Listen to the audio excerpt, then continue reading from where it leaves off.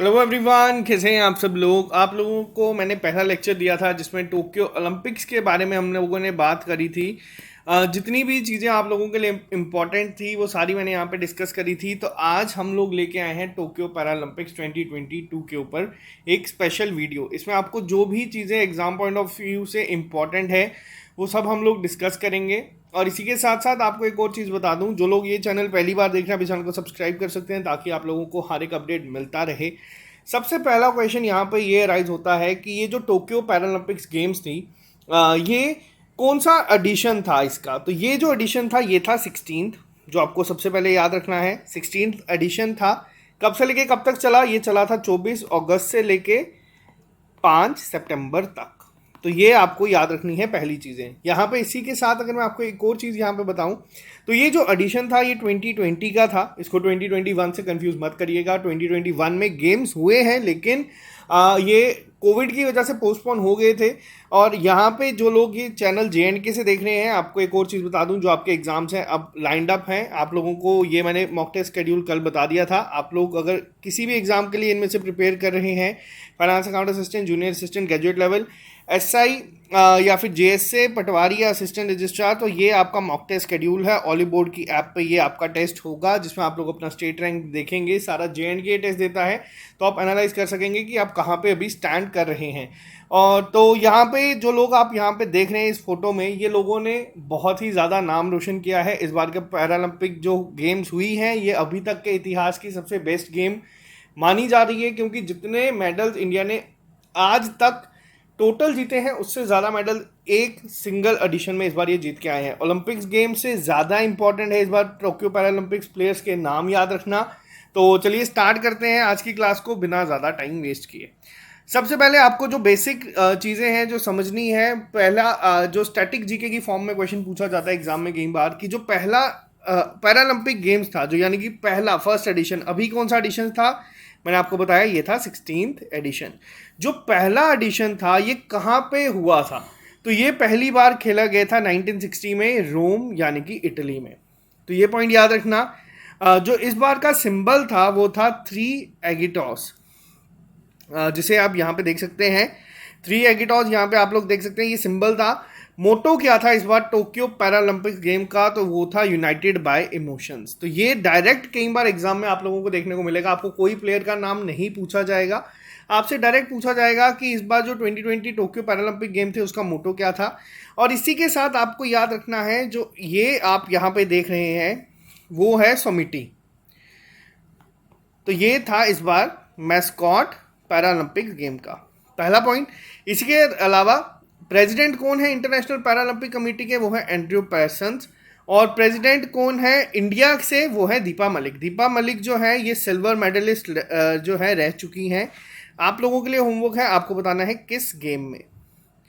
तो ये आपको होमवर्क है कि स्पोर्ट्स में इन्होंने सिल्वर मेडल जीता था। लेकिन अगर क्वेश्चन पूछा जाए इंडिया से पैरालंपिक कमेटी का हेड कौन है, वो है दीपा मलिक। ये पैरालंपिक प्लेयर ही है, ये मेडल एक बार जीत के आ चुके हैं। तो अब बात करते हैं इस बार के ओलंपिक्स की। तो सबसे पहली चीज़ आपको याद रखना है, इंडिया ने टोटल कितने मेडल जीते हैं टोक्यो पैरालंपिक्स में? तो टोटल मेडल जीते हैं 19।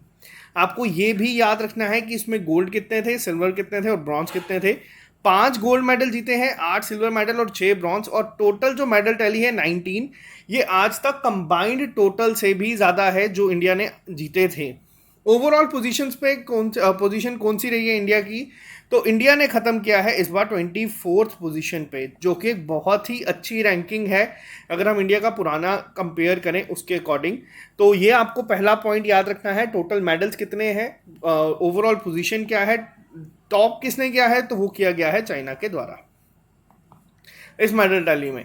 तो अब हम बात करेंगे थोड़ा सा डिटेल में कि इंडिया क्या रहा टोक्यो पैरालंपिक्स में। 19 टोटल मेडल जीते हैं। पहला जो है total number of Paralympic medal जीते गए हैं। फर्स्ट अपीयरेंस जो इंडिया की कब हुई थी इसमें? तो इंडिया की हुई थी 1968 पैरालंपिक्स गेम में।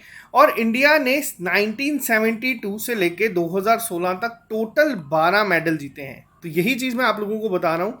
आज से आप ये देख सकते हैं टोटल, अगर मैं बात करूं 54 ईयर्स से जो चल रही है पैरालंपिक्स गेम, इंडिया ने टोटल मेडल जीते थे 12 और 2016 से लेकर अभी तक हाईएस्ट एक बारी में कितने जीते थे, वो जीते थे 4।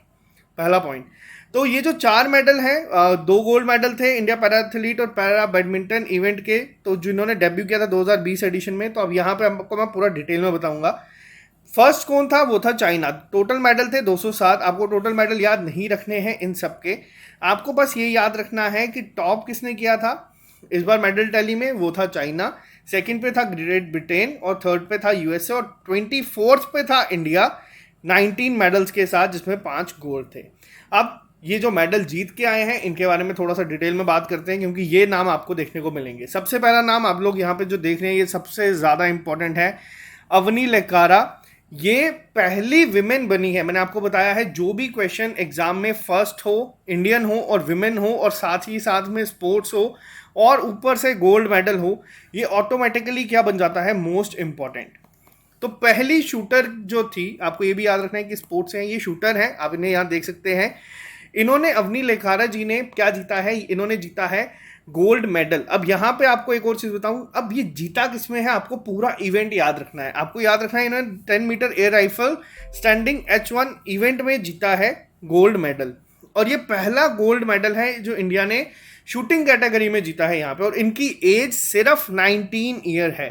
तो ये सबसे इंपॉर्टेंट है, ये सबसे कम उम्र की है, इंडियन है, विमेन है, गोल्ड जीता है, पैरालंपिक्स में जीता है। तो ये इसीलिए सबसे ज़्यादा इंपॉर्टेंट, मोस्ट इंपॉर्टेंट है। और यहाँ पे एक और, यहाँ पे आपको मैं पॉइंट बता दूं, जो राजस्थान सरकार है उन्होंने इन्हें अपॉइंट किया है as a brand ambassador of Beti Bachao Beti Padhao campaign. तो ये भी इंपॉर्टेंट है। कई बार क्या होता है, आपसे ये पूछा जाता है डायरेक्ट। अभी तक जो, जब मैं वीडियो बना रहा हूँ तब तक जो पुराने मेडलिस्ट हैं मैं आपको बता देता हूँ।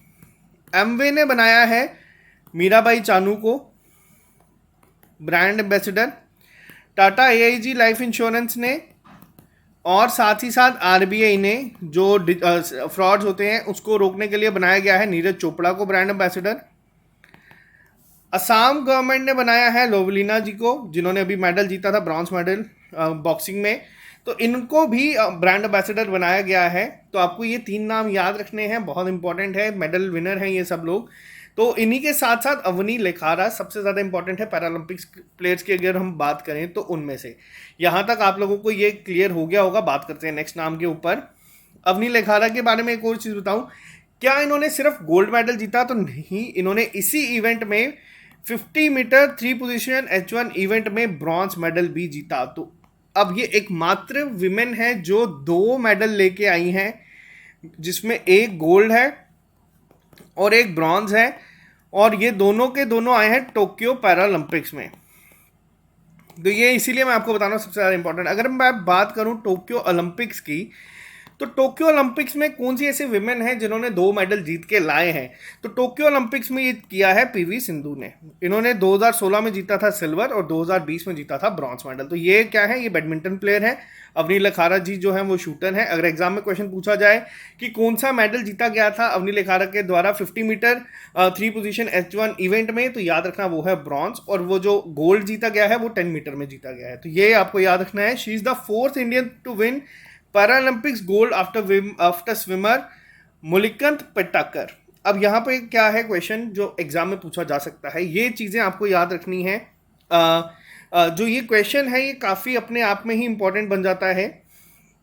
जो ये मेडल है मुलिकंत पेटकर जी ने जीता। अब यहाँ पे जो मैरियप्पन थेंगवलू है या देवेंद्र जजीरा है, इन सबका पता है कि ये जेवलिन थ्रोअर है, ये हाई जंपर है, क्योंकि इन्होंने भी हाल ही में जो इवेंट हुए हैं 4, 6 और 16 में इन्होंने मेडल जीते थे, और ये काफ़ी न्यूज़ में भी रहते हैं। लेकिन जो ये नाम है आपसे डायरेक्ट हो सकता है एग्जाम में पूछा जाए कि ये कौन से स्पोर्ट से रिलेटेड है, तो आपको याद रखना है ये स्विमर थे, बहुत इंपॉर्टेंट है। अब यहाँ पे आपको एक और चीज़ बता दूं, फर्स्ट विमेन तो मैंने आपको बताया है कि ये बनी है जिन्होंने 2 मेडल जीते हैं। अगर पूछा जाए कौन थे पहले इंडियन जिन्होंने मल्टीपल मेडल जीते हैं सेम पैरालंपिक्स इवेंट में, तो उनका आंसर होगा यहाँ पे जोगिंदर सिंह सोढी जी। इन्होंने 3 मेडल जीते थे 1984 गेम्स में, और ये दूसरी इंडियन बनी है। अगर पूछा जाए पहली विमेन कौन है तो वो है अवनी लेखारा।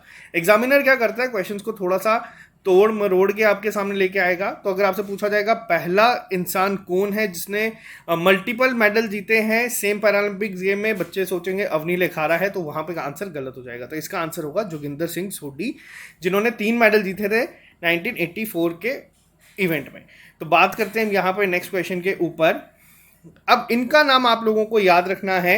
ये करंट नंबर 1 बैडमिंटन एथलीट हैं प्रमोद भगत। इन्होंने गोल्ड मेडल जीता है। अब यहाँ पे जो इंपॉर्टेंट चीज़ है मैं आपको बता देता हूँ। जो गोल्ड मेडलिस्ट हैं आपको सिर्फ इनका नाम याद रखना है और ये किस स्पोर्ट से रिलेटेड है आपको वो देखना है। प्रमोद भगत आपसे पूछा जाएगा किस स्पोर्ट से रिलेटेड है, तो ये है बैडमिंटन से। और वहीं साथ ही साथ अगर मैं बात करूँ मनोज सरकार जी की, तो इन्होंने ब्रॉन्ज मेडल जीता है बैडमिंटन मेन सिंगल कैटेगरी में SL3 क्लास में। तो ये आप लोगों को याद रखना है और ये फर्स्ट मेडल है बैडमिंटन में पैरालंपिक्स गेम का। तो ये आप लोगों को याद रखना है। ये जिनके खिलाफ जीता है इनके नाम आपको याद नहीं रखने हैं। आपको जो इंपॉर्टेंट चीज़ें हैं एग्जाम में पूछी जाएंगी मैं वही बता रहा हूँ। प्रमोद भगत का नाम याद रखना है, गोल्ड मेडल जीता है इसलिए काफ़ी ज़्यादा इंपॉर्टेंट है। लेकिन प्रमोद भगत से भी पहले अगर मैं बात करूँ तो मनोज सरकार का नाम याद रखना। इन्होंने पहला मेडल जीता था बैडमिंटन में। प्रमोद भगत ने गोल्ड जीता है पर बाद में जीता है, तो ये आपके लिए इंपॉर्टेंट है काफ़ी ज़्यादा। अगर पूछा जाए पहला मेडल किसने जीता है बैडमिंटन में, तो वो मनोज सरकार ने जीता है। प्रमोद भगत का भी नाम आपको याद रखना है, गोल्ड मेडल इन्होंने जीता है। तो ये दोनों काफ़ी इंपॉर्टेंट है। इनके अलावा बात करेंगे यहाँ पे सुहास यथिराज जी की। सुहास है यहाँ पे नाम, थोड़ा सा गलती हुई है टाइपिंग में, सॉरी उसके लिए। सुहास जी ने मेडल जीता है। अब ये क्यों इंपॉर्टेंट है, क्योंकि ये हैं इस समय IAS ऑफिसर। अभी तक हम लोगों ने क्या देखा है, हम लोगों ने देखा है जो भी मेडल लेके आता है उसके बाद उसे क्लास 1 पोस्ट जो है वो दी जाती है। कहीं पे आप लोगों ने देखा होगा अभी भी सबको काफ़ी अच्छे रैंक पे जॉब ऑफर की जाती है। लेकिन यहाँ पे ये चीज़ उल्टी हुई है। ये जो है ये ऑलरेडी इस समय IAS ऑफिसर हैं, इसके बावजूद भी इन्होंने स्पोर्ट्स में मेडल जीता है। तो ये इसीलिए थोड़ा से अलग है और सबसे ज़्यादा इंपॉर्टेंट है। इन्होंने क्या किया है, इन्होंने जीता है सिल्वर मेडल। नाम याद रखना इनका, सुहास यथिराज जी, बैडमिंटन प्लेयर हैं ये। तो इनका नाम याद रखना और ये पहले IAS बने हैं जिन्होंने मेडल जीता है एक पैरालंपिक इवेंट में। तो इसीलिए इनका नाम बाकियों के जितना ही इंपॉर्टेंट है, तो याद रखिएगा। इस समय ये जो है ये DM है, यानी कि डिस्ट्रिक्ट मजिस्ट्रेट है गौतम बुद्ध नगर के, नोएडा के। एग्जाम में कई बार क्या होता है, कई बार आप लोगों ने देखा है आजकल डायरेक्ट क्वेश्चंस आना बंद हो चुके हैं। एग्जाम में कभी आजकल डायरेक्ट नहीं पूछा जा रहा कि सुहास यथिराज के स्पोर्ट से रिलेटेड है। इस तरीके के क्वेश्चन नहीं पूछे जाएंगे। अगर ये इस तरीके की फेमस पर्सनैलिटी है तो एग्जाम में क्या पूछा जाता है, एग्जाम में पूछा जाएगा कि सुहास यथिराज इस समय जिन्होंने मेडल जीता है ये कहाँ के DM हैं। तो ये भी आपको याद रखना है, ये हैं गौतम बुद्ध नगर, नोएडा के, उत्तर प्रदेश के। और उत्तर प्रदेश से एक और आपको बता दूं कि इंडिया की फर्स्ट पॉड टैक्सी जो है वो उत्तर प्रदेश में चलाई जाएगी। तो ये आप लोगों को याद रखना है। फाइनल में ये हार गए थे लुकास मेजर से, नहीं तो ये गोल्ड लेके आते और इनसे काफ़ी ज़्यादा उम्मीदें भी थी गोल्ड की, बट सिल्वर मेडल बहुत बड़ी बात है लेके आना। बात करते हैं हम लोग नेक्स्ट पॉइंट पे। इनका नाम बहुत ही ज़्यादा न्यूज़ में था, तभी मैंने आप लोगों को स्टार्टिंग में ही बताया कि टोक्यो ओलंपिक्स जो मेडलिस्ट हैं उनसे ज़्यादा इंपॉर्टेंट है टोक्यो पैरालंपिक्स। क्योंकि पहली बार हम लोगों ने क्या देखा है, आमतौर पे हर बार एक इंडिया की तरफ से रिप्रेजेंट करने के लिए लोग जाते थे, लेकिन इस बार जो वहाँ पे परफॉर्म किया गया है पैरालंपिक्स प्लेयर्स के द्वारा वो काफ़ी एक्सेप्शनल था। इसीलिए ये लोग ज़्यादा इंपॉर्टेंट हैं, क्योंकि जो टोक्यो ओलंपिक्स मेडलिस्ट हैं उनके नाम सभी को याद हैं, बट इनके नाम आपको याद रखने हैं क्योंकि ये ज़्यादा इंपॉर्टेंट है एग्जाम पॉइंट ऑफ व्यू से। अब जिनका नाम आप यहाँ पे देख रहे हैं भवानी बहन पटेल, इन्होंने क्या किया है, इन्होंने ऐसा क्या किया जो अभी तक नहीं हुआ। तो ये टेबल टेनिस प्लेयर है, पहले तो आपको ये याद रखना है। इनके जो मैचेस थे वो मैंने खुद देखे थे। आपको बता दूं इन्होंने हिस्ट्री क्रिएट करी है और पहली पैरा पेडलर बनी है जिन्होंने सिल्वर मेडल जीता है। अब यहाँ पे क्वेश्चन है कि अभी तक हम लोग देख रहे हैं कि इस बार वैसे भी 19 मेडल जीते हैं, काफ़ी सारे गोल्ड जीते हैं, तो ऐसा क्या है जो सिल्वर मेडलिस्ट इतने ज़्यादा इंपॉर्टेंट। और मैं बोल रहा हूँ एग्जाम पॉइंट ऑफ व्यू से, इन्होंने जिन्हें हराया है वो जो हर बार एक टीम रिप्रेजेंट करती है चाइना की, टेबल टेनिस में ये माना जाता है कि वो डोमिनेट करते हैं हमेशा। तो लेकिन इन्होंने उन्हें हरा के फाइनल में जगह बनाई थी, और वो मैच मैं आप लोगों को रिकमेंड करूंगा, आप लोग खुद भी एक बार जाए और वो यूट्यूब पे अवेलेबल होगा, आप लोग देखें जिस तरीके से इन्होंने खेला था। तो ये जो है बहुत ज़्यादा इंपॉर्टेंट है भवानी बहन पटेल। भवानीबेन पटेल के बाद ही आपको ये भी याद रखना है कि एक तो ये टेबल टेनिस प्लेयर हैं और इन्होंने सिल्वर मेडल जीता है, और ये पहला मेडल है इंडिया का किसमें, टेबल टेनिस में। तो ये इसीलिए काफ़ी ज़्यादा इंपॉर्टेंट है। अगर मैं बात करूँ टेबल टेनिस की तो एक नाम याद रखना, मनिका बत्रा। इन्होंने मेडल तो कोई भी नहीं जीता था, बट इन्होंने काफ़ी अच्छा परफॉर्म किया था टोक्यो ओलंपिक्स में, तो ये भी आपको याद रखना है। इनके साथ अब हम बात करेंगे यहाँ पे कृष्णा नागर जी की। अब ये कृष्णा नागर जी जो हैं यहाँ पे, इन्होंने गोल्ड जीता है किसमें, पैरा बैडमिंटन में जीता है। 5वां गोल्ड इन्होंने लाया था टोक्यो पैरा ओलंपिक्स गेम में। और आपको इनका नाम याद रखना है, और आपको याद रखना है कि जो कृष्णा नागर जी हैं, इन्होंने जो गोल्ड जीता था वो 5th गोल्ड था इंडिया का। मैंने आपको स्टार्टिंग में बताया कि टोटल 5 गोल्ड जीते गए थे इंडिया के द्वारा, तो ये 5वां गोल्ड इन्होंने लाया था। कौन कौन लेके आए हैं गोल्ड मेडल, तो अवनी लेखारा जी आपको मैंने यहाँ पे एक बताया। अब यहाँ पे एक और चीज़ मैं आपको दिखा देता हूँ। आप लोगों को जो चीज़ इनके बारे में याद रखना है, आपको याद रखनी है कि किस इवेंट में इन्होंने जीता है। तो ये गोल्ड मेडलिस्ट बने हैं, SH6 गोल्ड मेडलिस्ट। अब एग्जाम में क्या होगा, एग्जाम में आपसे ये भी पूछा जा सकता है कि जैसे आप लोग देख रहे हैं कि बैडमिंटन प्लेयर तो यहाँ पे सुहास भी थे, बैडमिंटन प्लेयर तो यहाँ पे प्रमोद भगत भी थे, तो आपको ये क्लास भी याद रखनी है। आपसे एग्जाम में पूछा जाए SL3 क्लास में किसने जीता है, तो वो जीता है प्रमोद भगत ने। अगर आपसे पूछा जाए यहाँ पे एग्जाम में कि जो गोल्ड जीता गया है यहाँ पे HS6 क्लास में, तो वो किसने जीता है, वो जीता गया है कृष्णा नागर के द्वारा। थोड़ा सा डिफिकल्ट होगा आप लोगों को याद रखना, बट ये चीज़ें याद रखनी है। इनके बाद अगर हम बात करें यहाँ पे, मात्र 18 साल के हैं ये प्रवीण कुमार, इन्होंने जीता है हाई जंप में सिल्वर मेडल, तो ये भी इनका नाम याद रखना। और इसी के साथ इन्होंने एशियन रिकॉर्ड भी बनाया है पैरालंपिक्स गेम में, तो ये बहुत ही ज़्यादा है important exam point of view से, आप लोगों को ये चीज़ याद रखनी है। तो आपको पहला नाम याद रखना है, एग्जाम में पूछा जाएगा प्रवीण कुमार कौन से स्पोर्ट्स से रिलेटेड हैं, तो वो हैं हाई जंप के प्लेयर। तो ये आपको याद रखना है। हाई जंप के प्लेयर एक और हैं जो बहुत ज़्यादा फेमस हैं, न्यूज़ में बहुत ज़्यादा रहे हैं, और वीडियो की पहली स्लाइड में भी थे यहाँ पे। उनके बारे में आप लोगों को मैं पहले ही बता दूं, जिनका नाम मैंने अभी आप लोगों को बताया। एक सेकेंड आप थोड़ा सा रुकिएगा, मैं आपको थोड़ा डिटेल में बताता हूँ। जो पहला नाम यहाँ पे आपको एक हाई जंपर है, मरियप्पन थेंगवलू, इनका नाम भी याद रखना है। ये भी मेडल जीत के आए हैं पहले, लेकिन इस बार किसने जीता है वो भी आपको याद रखना। आप कई बार बच्चे कहते हैं कि एग्जाम में पुराने करंट अफेयर पूछे गए हैं, वो पुराने करंट अफेयर नहीं होते, आपको ये देखा जाता है आप कितने अवेयर हैं। हाई जंप में इन्होंने मेडल जीता है, हो सकता है आपसे पुराने हाई जंप पे किसने मेडल जीता है उनके बारे में पूछा जाए, तो आपको याद रखनी है चीज़ें ये सब। बात करते हैं नेक्स्ट क्वेश्चन के ऊपर। मनीष नरवाल और सिंगराज अधाना जी, ये पैरा ओलंपिक शूटिंग इवेंट जो हुआ था, इसमें इन्होंने मेडल जीता है, गोल्ड मेडल जीता है इन्होंने। किस इवेंट में, वो है mixed 50 metre pistol H1 event. तो दोनों के नाम याद रखना बहुत ज़्यादा इंपॉर्टेंट है। इसी के साथ साथ अगर मैं बात करूं यहाँ पे सिंगराज अधाना की, इन्होंने सिल्वर मेडल जीता है man air pistol H1 event में, शूटिंग में ही इन दोनों ने जीता है। आपको बस नाम याद रखना है यहाँ पे कि ये दोनों किस स्पोर्ट से रिलेटेड हैं।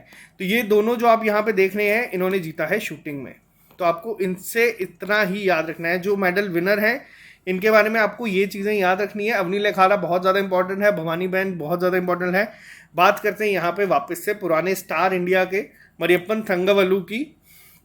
मरियप्पन थंगावलू जो हैं ये गोल्ड मेडलिस्ट थे, जो हाई जंप हुआ था रियो में, ब्राज़ील में जो खेला गया था उसके गोल्ड मेडलिस्ट थे, लेकिन इस बार इन्हें सिल्वर मिला है। तो ये भी 2 मेडल इन्होंने जीते हैं अभी तक, तो याद रखना बहुत ज़्यादा इंपॉर्टेंट है। अगर एग्जाम में क्वेश्चन पूछा जाएगा कि रियो पैरालंपिक्स 2016 में गोल्ड किसने जीता था हाई जंप में, जो आपको मैंने बताया पुराने करंट अफेयर पूछे जाते हैं, तो याद रखना वो जीता था मरियप्पन थेंगावलू ने। अगर पूछा जाएगा सिल्वर किसने जीता था T42 कैटेगरी में, तो वो जीता है मरियप्पन थेंगावलू ने। अब यहाँ पे क्वेश्चन मैंने अभी आपको बताया कंफ्यूजिंग कैसे हो जाते हैं। एग्जाम में क्वेश्चन पूछा जाएगा T64 इवेंट में किसने पूछा है, आप कंफ्यूज हो जाएंगे कि हाई जंप है, हाई जंप में प्रवीण कुमार ने भी सिल्वर जीता है, मरियप्पन थेंगावलू ने भी सिल्वर जीता है, तो किसने मेडल जीता है। तो ये इवेंट आपको याद रखने हैं, इवेंट सारे याद नहीं रखने, बस जिन्होंने मेडल जीते हैं उनके याद रखने हैं। आप याद रखिएगा प्रवीण कुमार ने जीता है T64 में और मरियप्पन थेंगावलू ने जीता है T42 में। तो ये आपको याद रखना है साथ में, क्योंकि दोनों ने सिल्वर मेडल जीते हैं। अगर T64 पूछा जाएगा तो यहाँ पे लोगों को ज़्यादा ये याद रहता है कि हाँ मरियप्पन थंगावेलु हाई जंपर है, इन्होंने सिल्वर मेडल जीता है, तो वो गलत हो जाएगा। इन्होंने T42 में जीता है, T64 में जीता है प्रवीण कुमार के द्वारा। तो एग्जामिनर आजकल यही छोटी छोटी चीज़ें जो है वो पूछता है ताकि बच्चे कंफ्यूज हो जाए और बाहर आके उनको लगता है हाँ हम तो सही कर गए हैं, बट एग्जाम में वो चीज़ें गलत होती है। बात करते हैं नेक्स्ट क्वेश्चन की, और ये भी काफ़ी ज़्यादा इंपॉर्टेंट है। हरविंदर सिंह जी की अगर मैं बात करूं यहाँ पे, तो इन्होंने पहला मेडल जीता है इंडिया के लिए आर्चरी में, और ये इसी के साथ साथ ये पहला एक मेडल है आर्चरी इवेंट में जो पैरालंपिक्स में जीता गया है। और अगर इनकी करंट रैंकिंग है वो है 23। उसके बावजूद यानी कि 23 प्लेयर ऐसे थे जो इनसे बेटर थे, लेकिन फिर भी इन्होंने मेडल जीता है। तो याद रखना बहुत ज़्यादा इंपॉर्टेंट है। ये एग्जाम पॉइंट ऑफ व्यू से आपसे डायरेक्ट पूछा जाएगा हरविंदर सिंह कौन सी स्पोर्ट से रिलेटेड है, तो ये है इस समय आर्चरी से रिलेटेड। तो आपको ये याद रखना है आर्चरी के रिलेटेड ये है। इसके साथ ही अगर मैं बात करूं, कई बार क्वेश्चन पूछे जाते हैं क्लोजिंग सेरेमनी के ऊपर। क्लोजिंग सेरेमनी की बात करूं तो यहाँ पे आप लोगों से एक क्वेश्चन मैं बताना भूल गया, बट वो आपको मैं होमवर्क दूंगा। जो ओपनिंग सेरेमनी हुई थी इस बार टोक्यो पैरालंपिक्स की, आपको बताना है कि फ्लैग बियरर कौन था इस बार।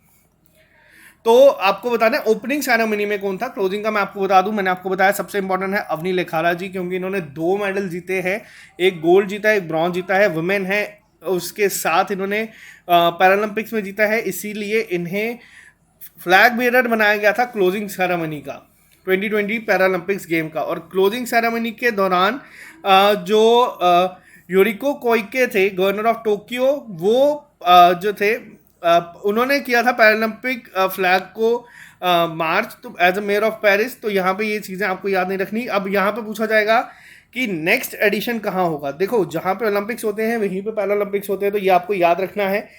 नेक्स्ट जो है वो पेरिस में खेला जाएगा, तो ये भी आपको याद रखना है, नेक्स्ट आपका पेरिस में होगा, लेकिन एडिशन याद रखना वो होगा 17th। अगर एग्जाम में पूछा जाए 17th एडिशन कहाँ पे होगा, तो वो है पेरिस में, और 16th कहाँ हुआ था, वो है टोक्यो में।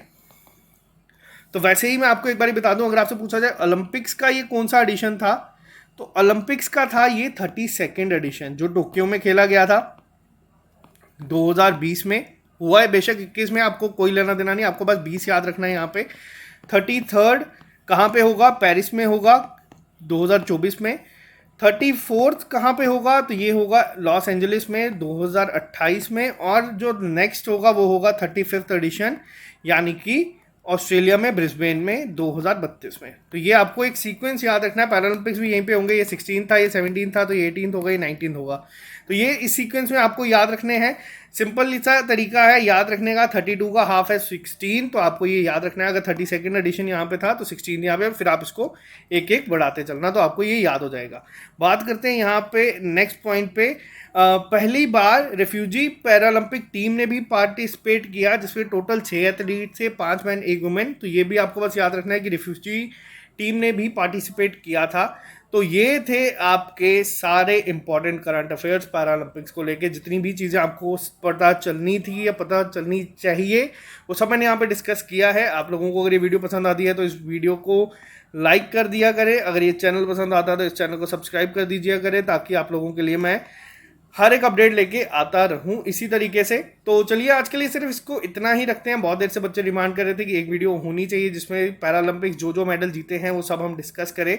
तो एग्जाम पॉइंट ऑफ व्यू से मैंने यहाँ पे आपको सारा बता दिया है, क्या क्या चीज़ें आप लोगों को याद रखनी है। और सच में अगर मेरे से अगर कोई पूछेगा तो मैं कहूँगा इन लोगों के लिए दिल से रिस्पेक्ट है, क्योंकि इन्होंने बहुत ही ज़्यादा अच्छा परफॉर्म किया था इस बार के टोक्यो पैरालंपिक्स गेम में। आमतौर पे टोक्यो ओलंपिक से उम्मीदें रहती हैं, लोग देखते हैं, बट बहुत मुश्किल है। आप लोगों को मैं एक और चीज़ बता दूं, जिस दिन इंडिया और इंग्लैंड के बीच में टेस्ट मैच चल रहा था, उस दिन सारी दुनिया छोड़ के विमेन हॉकी टीम का मैच देख रही थी ओलंपिक का। तो ये जब चीज़ें यहाँ पे इंडिया में होना शुरू हो जाएंगी तो ये जो मेडल टैली है ये अपने आप बढ़ना शुरू हो जाएगी। और टोक्यो ओलंपिक्स गेम के बाद अगर इन्होंने इतना इन्वॉल्व किया था इस देश को कि वो टोक्यो पैरालंपिक्स गेम देखें, इन्हें सपोर्ट करें, इनके लिए चीयर करें, तो वो एक अपने आप में ही बहुत बड़ी उपलब्धि है, इस मेडल से भी ज़्यादा। तो चलिए आज के लिए सिर्फ इतना ही, मिलते हैं आप लोगों से कल नए लेक्चर के साथ। दीजिए इजाज़त, bye bye, take care, all the best. Channel subscribe कर लीजिएगा अगर आपको अगर ये वीडियोस पसंद आती है, अगर आपको चाहिए मैं ये everything you need to know video series continue करूं, हर एक इंपॉर्टेंट इवेंट को कवर करूं, तो आप लोग कमेंट बॉक्स में लिख के बता दीजिएगा। चलिए मिलते हैं जल्दी आप लोगों से।